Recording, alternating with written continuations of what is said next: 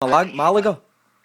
Was that Malaga and Paris Saint-Germain. Is he connected to Paris Saint-Germain as well? Yeah.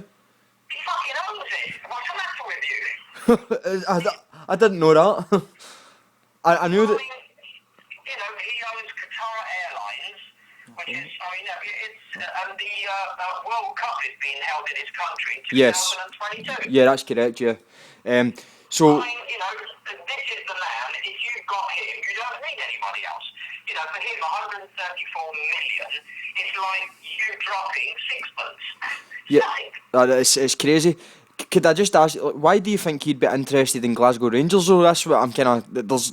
Well, I put it to him in the same way that I put Malaga to him there. I mean, like Malaga was in a far worse situation than what Glasgow Rangers. Now, with Glasgow Rangers, you are guaranteed either Champions League or European or UEFA Cup every season. You have that as a guarantee simply because the SPL consists of Celtic and Rangers. Correct. If you take those two clubs out of the equation, you've got fuck all. Correct. Nothing.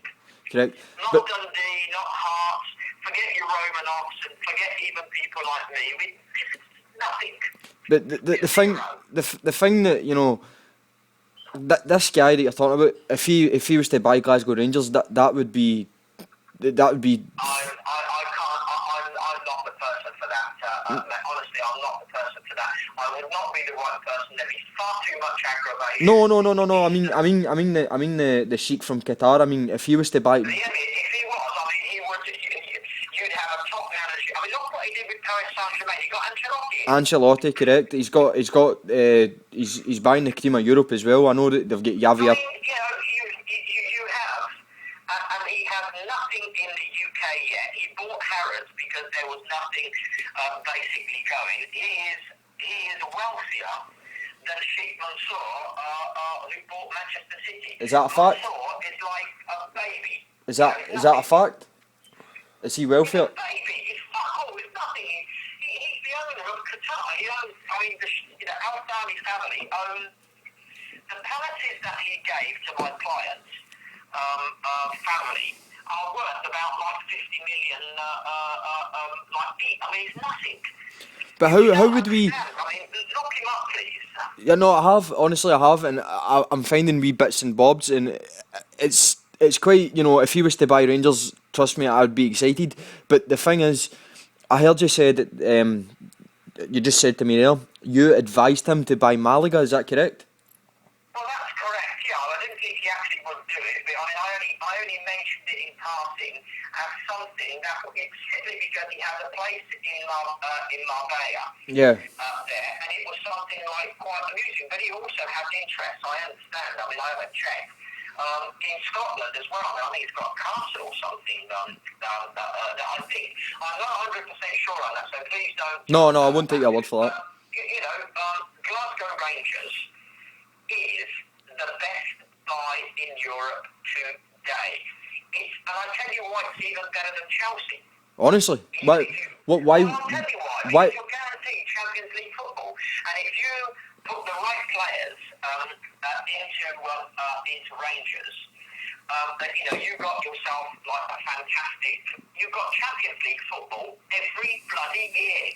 Well, the thing that it's not concerning me, but the thing that is making me agitated is if this was the man for Rangers, then how do we get the ball rolling? You're saying that they clear the interest from the fans. Already, I mean, there are. Remember, he is the man that when he bought Harrods from Al Fayed, he did so on the basis of having looked at Harrods for nearly 2 years, shopped at Harrods there, and it all happened in a 48-hour period. Is that how quick he's got his money transferred to buy something? He doesn't need it. He's like the Queen, I mean, No due diligence, just straight in. Yeah. I mean, because that's what Rangers need. He owns Qatar Airlines, he owns Harrods. I mean, Harrods alone could bankroll. But what the administrator is not doing, which he should be doing, he should be shopping the club around to the right people. And it didn't need Giovanni Di Stefano to have to send an email to say, look, Mr. Albani, I think that this is a great deal. It should have been done by the administrators. Well, It's the obvious choice. He's bought Paris Saint-Germain, he's bought Malaga, and he's turned those clubs around completely there within a year. Got the top people, paid everything off there. Paris Saint-Germain has won the... madness for them not to have done so. There are other people as well who they should have shopped it to. But what the policy in the United Kingdom is to hold it until such time as someone comes to you. Well, fuck me, if you don't go and ask Marilyn Monroe whether she wants a shag, you ain't never going to know, are you? Exactly. She certainly ain't coming to you. Well, that's a true point. But the thing is, my stance on the administrators at Rangers is they're very incompetent. They have kind of dilly-dallied around and taken their time, and as you said, they're the ones that at the end of the day will be getting paid. The whole... I don't know, have you been following up on the Bill Muller fiasco? The American... All I know is this, Chris, that and it's the same scenario that we had at Dundee as well, that why did it take so long? I mean, Panorama exposed Mr. Wyatt. Now, I don't know him from Adam. I don't know what he's done. He's not under arrest. He's not accused of anything. He's not charged with anything. He hasn't been interviewed by police or anything there. But, with a big but, if anything is amiss or was amiss, it was picked up a year ago. Why were the SPL and the SFA and the Department of Trade not onto this then, when the debt at that time, as I understand it there, was somewhere in the region of 62 million? That wasn't set in stone debt. That was the tax bill's estimated figure, which is still hanging over the club. It hasn't actually been set in stone that is what Rangers will be charged. That is just an estimated figure. And that's what the media has been using. It's been protecting this figure. Why wasn't it picked up? Even if it's 1 million, why wasn't it picked up? Because I'll tell you something, I don't know where you work, but if you work in an ordinary, average, everyday life, middle of the road company, once you don't pay your PAYE for the second month, they come and hammer you like a ton of Correct. Why was this not picked up? That the was... very fact that the PAYE permitted Rangers to carry on not paying, you have an action against them. Correct. That's the HMRC must be liable for letting Rangers run up a bill, is what you're saying. Well, of course. I agree with you. I know that the case of, I think it's Lloyds Bank v Bundy, I can't remember. That is, it's Lloyds Bank. Lends too much or doesn't control its output, that it's not liable, the customer is not liable for the debt. It's like giving a kid 20 candies, of course he's going to fucking eat them. Exactly. But can I just explain to you what Craig White actually did to purchase the club? Like, I don't know if you know the surrounding circumstances around that. Basically, what he did was, before he acquired the shares from David Murray for £1, he borrowed off a company called Ticketus. Do you know about this? Yeah, I know. He borrowed, but it was only small borrowing.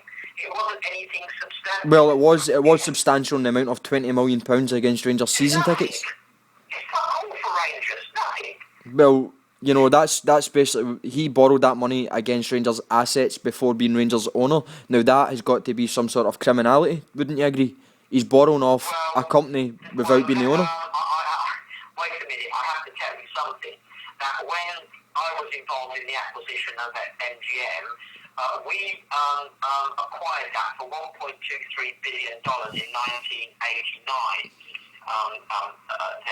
We borrowed the money from the bank, charging the 3,000 film library that we had, half to Credit Lyonnais Bank Netherlands and half to Turner Broadcasting.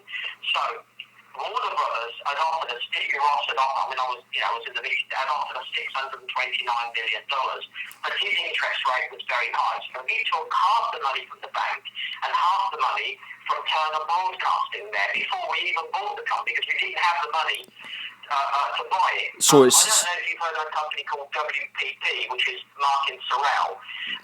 He used to run an advertising company above a Pakistani shop, a corner shop Yeah. there. And his assets were like 10 grand. And he bought a company in America for like 350 million. He hadn't got a fucking penny.